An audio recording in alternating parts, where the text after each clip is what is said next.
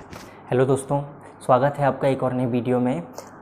जैसा कि हम लोग डिस्कस कर रहे थे डायोड के एप्लीकेशंस के विषय में, हमने उसमें हाफ वेव रेक्टिफायर और centre tap type full wave rectifier हमने डिस्कस कर लिया था। आज उसी सीरीज़ में हम आगे चलते हैं और एक महत्वपूर्ण रेक्टिफायर को हम डिस्कस करने वाले हैं। तो देखिए, आज की हमारी जो क्लास रहेगी वह हमारी रहेगी ब्रिज रेक्टिफायर पर। ये बहुत इंपॉर्टेंट और बहुत ज़्यादा उपयोग में आने वाला रेक्टिफायर है, ब्रिज रेक्टिफायर। तो देखिए, सबसे पहले हम देखेंगे कि इसका कंस्ट्रक्शन कैसे किया जाता है। सबसे पहले हम ब्रिज रेक्टिफायर के विषय में देखेंगे, इसका निर्माण कैसे किया जाएगा, यह कैसे कार्य करेगा और क्यों इसमें धारा कैसे प्रवाहित होगी, कितनी धारा प्रवाहित होगी, ये सारी चीज़ें हम आज की क्लास में देखने वाले हैं। इसके बाद में हमने जो अभी लास्ट 3 क्लासेस में पढ़ा है कि रेक्टिफायर्स क्या होते हैं, डायोड के एप्लीकेशंस क्या होते हैं, और इन्हें हम फिर कंक्लूड करेंगे लास्ट में कि किस में क्या चीज़ों की रिक्वायरमेंट होती है, जहाँ से आपको काफ़ी क्वेश्चंस आपके एग्जाम में देखने मिलेंगे। तो चलिए, ज़्यादा समय न करते हुए क्लास को स्टार्ट करते हैं। देखिए, सबसे पहला कि ब्रिज रेक्टिफायर जो है, ब्रिज रेक्टिफायर के निर्माण में हमें किन किन चीज़ों की आवश्यकता होगी। हमें एक ट्रांसफार्मर चाहिए, ट्रांसफार्मर, और आप याद रखेंगे कि ब्रिज रेक्टिफायर के निर्माण में हमें 4 डायोड्स की आवश्यकता होती है। जैसे हाफ वेव रेक्टिफायर में हमें सिंगल डायोड की आवश्यकता थी, फुल वेव रेक्टिफायर में हमें सेंटर टैप टाइप का ट्रांसफार्मर और 2 डायोड्स की आवश्यकता पड़ती थी। ऐसे ही ब्रिज रेक्टिफायर के निर्माण के लिए हमें 4 डायोड्स की आवश्यकता होगी। तो सबसे पहले हम इसका सर्किट देखते हैं कि इसे कैसे बनाया जाता है। तो देखिए, सबसे पहले तो हमें एक ट्रांसफार्मर चाहिए। ट्रांसफार्मर हम उपयोग करेंगे स्टेप डाउन प्रकार का। ये हमने एक ट्रांसफार्मर लिया।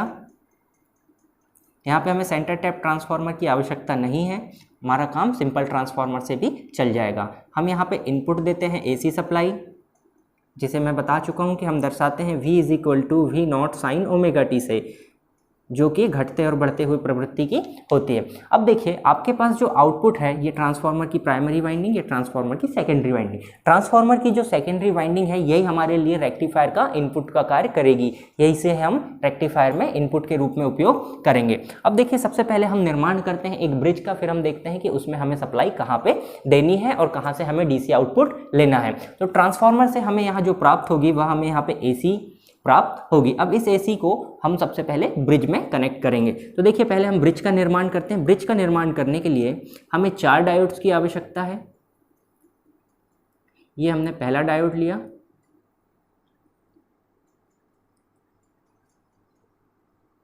ये दूसरा डायोड,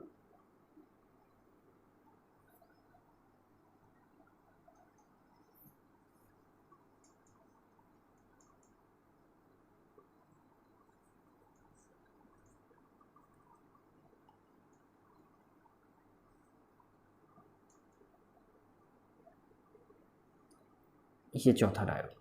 तो देखिए, हमने यहाँ पे 4 डायोड्स को जोड़ा हुआ है।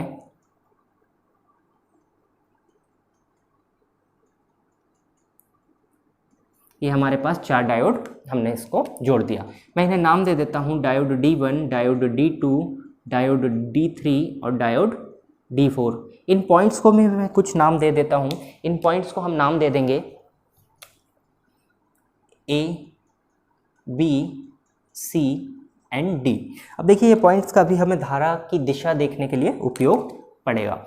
तो सबसे पहली बात कि अब हम यहाँ पे इनपुट कहाँ पर देंगे और आउटपुट कहाँ पे से हमें प्राप्त होगा। तो देखिए, जिस स्थान पे डायोड के विपरीत सिरे जुड़े होंगे, जहाँ पे डायोड के विपरीत सिरे जुड़े होंगे, उस स्थान पे हम दे देंगे AC का इनपुट। देखिए, यहाँ पे ये नेगेटिव साइड है, ये पॉजिटिव साइड है। यहाँ पे भी यदि हम देखेंगे, ये नेगेटिव साइड है, ये पॉजिटिव साइड है।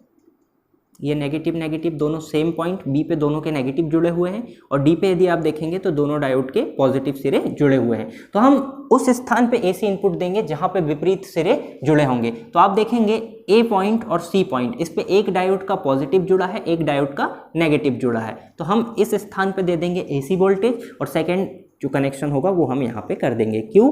क्योंकि यहाँ पे दोनों हमारे विपरीत सिरे जुड़े हुए हैं। ये हो गया हमारा इनपुट देने का तरीका। अब जो सेम पॉइंट्स होंगे, जहाँ पे देखिए, यहाँ पे पॉजिटिव पॉजिटिव जुड़ा हुआ है, यहाँ से हमें प्राप्त हो जाएगा DC आउटपुट। ये एक पॉइंट हमें मिल गया DC आउटपुट का, सेकंड पॉइंट हमें B से प्राप्त हो जाएगा।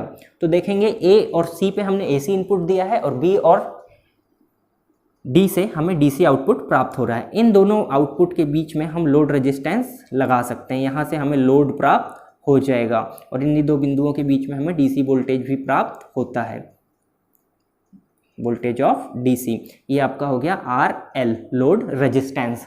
अब हम यहाँ पे देखेंगे कि यह रेक्टिफायर काम कैसे करता है। तो सबसे पहले मैं यहाँ पे एसी वेवफॉर्म्स और डीसी वेवफॉर्म्स बना देता हूँ। देखिए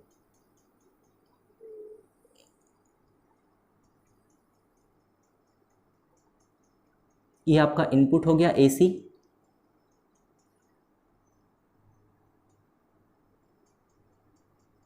इनपुट एसी। अब हम इसके सापेक्ष देखेंगे कि हमें आउटपुट डीसी कैसे प्राप्त हो रही है। यहाँ पे हम देखेंगे वी डीसी। चलिए सबसे पहले देखते हैं कि जब यहाँ पे एसी का पॉजिटिव हाफ साइकिल आएगा, धनात्मक अर्धचक्र आएगा, उस स्थिति में ये सिरा पॉजिटिव और ये सिरा नेगेटिव हो जाएगा। यहाँ पे पॉजिटिव डिफरेंशियल, यहाँ पे नेगेटिव डिफरेंशियल। तो यहाँ पे देखेंगे जब यहाँ पे ये सिरा पॉजिटिव है तो ये सिरा भी पॉजिटिव, तो ए सिरा आपका पॉजिटिव हो जाएगा और सी सिरा आपका नेगेटिव हो जाएगा। तो देखिए पॉजिटिव हाफ साइकिल जब आएगा तो आपका कौन कौन से डायोड कंडक्ट करेंगे हम देखेंगे। यहाँ पे ए पे यदि आपका पॉजिटिव है तो आप देख सकते हैं कि डायोड D2 का धनात्मक सिरा ए से जुड़ा हुआ है, तो हमारा सबसे पहला डायोड D2 काम करेगा फॉरवर्ड वाइज में। और सेकंड यदि आप यहाँ सी पे देखेंगे तो सी जुड़ा हुआ है नेगेटिव से, तो नेगेटिव से जुड़ा है तो आपका डायोड D4 कंडक्ट करेगा। तो डायोड D2 और D4 आपके हो जाएंगे फॉरवर्ड वाइज में और डायोड D1 और D3 आपके हो जाएंगे रिवर्स वाइज में। तो देखिए इस स्थिति में आपके दो डायोड कंडक्ट करेंगे, दो डायोड आपके काम नहीं करेंगे क्योंकि वह रिवर्स वाइज में होंगे। तो देखिए यहाँ पे जब धारा आएगी तो धारा आपकी करंट का क्या डायरेक्शन होगा, ए से बी तक जाएगी आपकी धारा। करंट आपका ए से बी तक, बी से फिर आपकी लोड रेजिस्टेंस होते हुए फिर बी से आपका आर एल में जाएगी, बी से आपके आर एल से होते हुए धारा आपकी कहाँ तक पहुँचेगी, डी तक पहुँचेगी।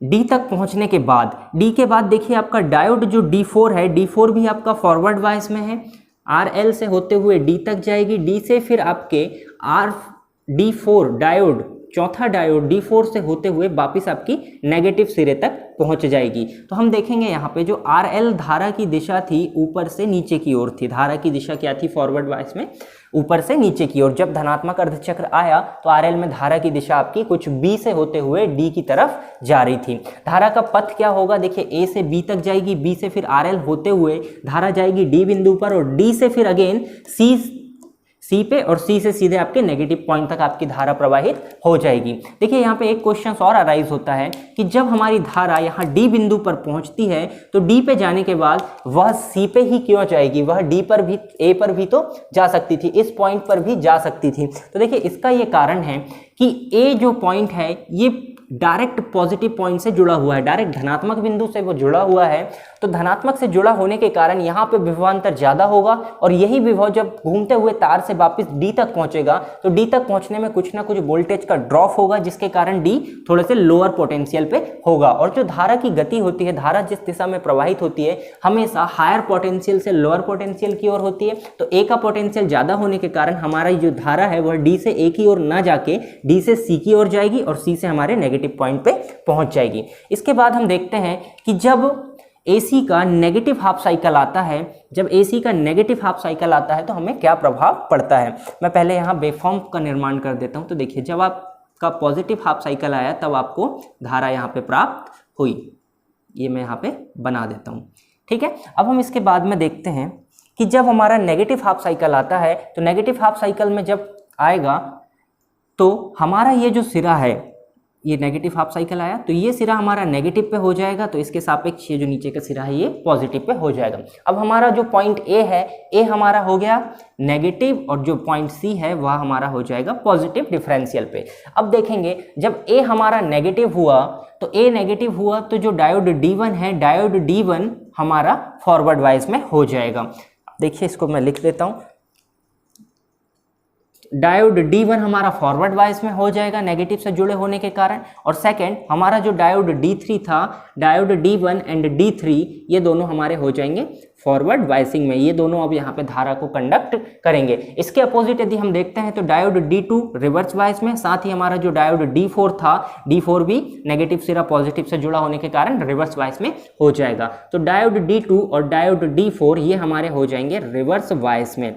तो देखिए यहाँ पे जब पॉजिटिव हाफ साइकिल आया था तो D2 और D4 कंडक्ट कर रहे थे, जब नेगेटिव हाफ साइकिल आएगा तो D1 और D3 कंडक्ट करेंगे। अब हम यहाँ पे देखते हैं धारा की दिशा क्या होगी। देखिए धारा की दिशा देखने के लिए हम धारा की दिशा देखते हैं, तो देखिए यहाँ पे जो आपकी धारा की दिशा होगी, साइन चेंज हो गए हैं। यदि हम यहाँ C से लेते हैं तो देखिए C पॉइंट पर जैसे ही धारा जाएगी तो C से चलने के बाद आपकी जो धारा है D3 आपका फॉरवर्ड वाइस में है, तो C से यदि हम स्टार्ट करते हैं तो C से हमारी धारा जाएगी D3 होते हुए B पे, और इस B बिंदु से होते हुए RL से पास होगी। अब देखिए RL से जो पास होने की दिशा होगी वह भी बिल्कुल सेम होगी, जो पहले थी दिशा वही दिशा होगी, ऊपर से नीचे की ओर धारा प्रवाहित होगी। फिर इसके बाद में हमारी धारा पहुंचेगी D बिंदु पर RL से होते हुए, उसके बाद ये D पे पहुंचेगी। D पे पहुंचने के बाद हमारी धारा C पे न जाते हुए A पे जाएगी और A से होते हुए वह नेगेटिव पॉइंट पे पहुंच जाएगी। D से होते हुए धारा C पे न जाते हुए A पे जाएगी और A से आपकी नेगेटिव सिरे पर पहुंच जाएगी। तो प्लस से चलना हमने प्रारंभ किए थे, हम नेगेटिव में पहुंच गए और धारा की दिशा हमारी वही होगी। अब यहाँ पे देखेंगे दोनों स्थिति में, जब पॉजिटिव हाफ साइकिल आया और जब नेगेटिव हाफ साइकिल आया, तो हमारी धारा की दिशा में कोई भी परिवर्तन नहीं हुआ। इसीलिए जब यहाँ पे नेगेटिव हाफ साइकिल भी आएगा तो हमें वेव फॉर्म पॉजिटिव ही प्राप्त होगी, क्योंकि धारा की दिशा में कोई भी परिवर्तन नहीं हो रहा है। तो यहाँ पे भी आप देखेंगे फुल वेव रेक्टिफायर इसीलिए कहलाता है कि यहाँ पे हर एक स्थिति में हमें वेव फॉर्म्स प्राप्त होती है। यदि हम यहाँ पे भी सेम फ्रीक्वेंसी की बात करें, ये जो डीसी में उपस्थित फ्रीक्वेंसी है ये क्या कहलाती है, मैं आपको लास्ट क्लास में बता चुका हूँ, ये कहलाती है रिपल फ्रीक्वेंसी। और रिपल फ्रीक्वेंसी यहाँ पे कितनी होगी, 2 गुना हो जाएगी एसी की फ्रीक्वेंसी से। अर्थात यहाँ पे भी यदि हम 50 हर्ट्ज आवृत्ति देते हैं तो हमें 100 हर्ट्ज की आवृत्ति प्राप्त होगी।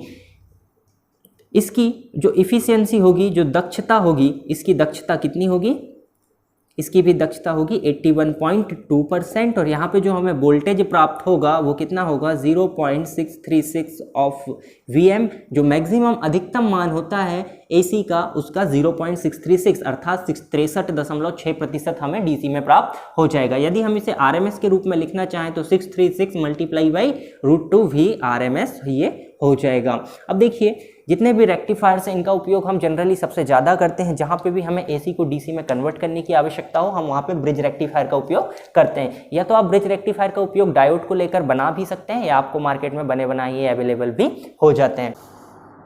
तो चलिए दोस्तों, अब जो हमने तीनों प्रकार के रेक्टिफायर्स अभी तक पढ़े हैं हम इन्हें कंक्लूड कर लेते हैं।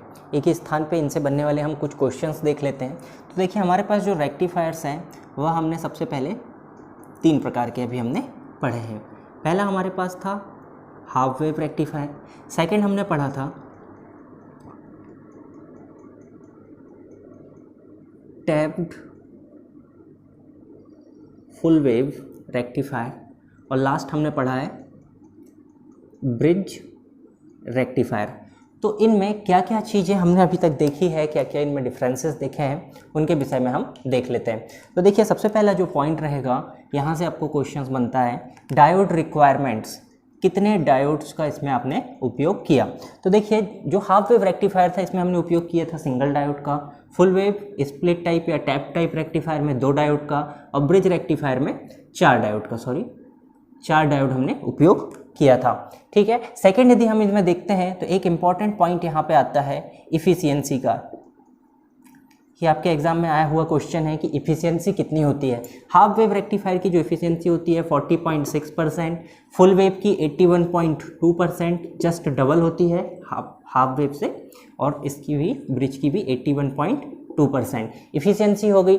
इफिशियंसी के बाद में हम देखते हैं यहाँ पे आपको वोल्टेज कितना प्राप्त होता है, VDC कितना प्राप्त होता है। तो VDC यहाँ पे प्राप्त होता है 0.318 ऑफ Vm या मैक्सिमम वोल्टेज के, फुल वेव में 0.636 ऑफ Vm, यहाँ पे भी 0.636 ऑफ Vm हमें प्राप्त होता है। तो ये सारी चीज़ें हैं जो आपको ध्यान में रखनी है। इफ़िशियंसी, लास्ट पॉइंट है एक और कि फ्रीक्वेंसी कितनी प्राप्त होती है। एक्चुअल में ये जो फ्रीक्वेंसी होती है ये कहलाती है आपकी रिपल फ्रीक्वेंसी। तो या तो फ्रीक्वेंसी पूछेगा या आपसे रिपल फ्रीक्वेंसी पूछेगा। तो देखिए हाफ वेव जो रेक्टिफायर था इसमें हमें सेम ऑफ AC या इनपुट के समान फ्रीक्वेंसी प्राप्त हो रही थी। फुल वेव में ट्वाइस ऑफ एस थी, दोगुना फ्रीक्वेंसी हमें प्राप्त हो रही थी। और ब्रिज रेक्टिफायर में भी twice of F of AC, जो AC इनपुट हम दे रहे थे उससे दोगुना फ्रीक्वेंसी हमें प्राप्त हो रही थी। तो ये सारे जो पॉइंट्स हैं ये आपको पॉइंट्स याद रखने हैं कि क्या होता है। यहाँ से आपके बनने वाले क्वेश्चन से आपसे DC वोल्टेज के विषय में पूछा जा सकता है, आवृत्ति के विषय में पूछा जा सकता है, डायोड्स की दक्षता का क्वेश्चन आपके एग्जाम में आया हुआ है, और किस डायोड में किस रेक्टिफायर में कितने डायोड्स की रिक्वायरमेंट होती है ये भी आपसे पूछा गया है एग्जाम्स के अंदर। तो आई होप आपको ये चीज़ें भी क्लियर होगी। तो दोस्तों आज की क्लास में बस इतना ही। आई होप कि आपको ये चीज़ें समझ में आई होगी, ब्रिज रेक्टिफायर की वर्किंग आपको समझ में आई होगी। यदि आपको वीडियो अच्छी लगी है तो वीडियो को लाइक कीजिए, शेयर कीजिए अपने दोस्तों के साथ, और चैनल को सब्सक्राइब जरूर कीजिएगा। ओके दोस्तों, थैंक यू, मिलते हैं नेक्स्ट क्लास में, तब तक बाय।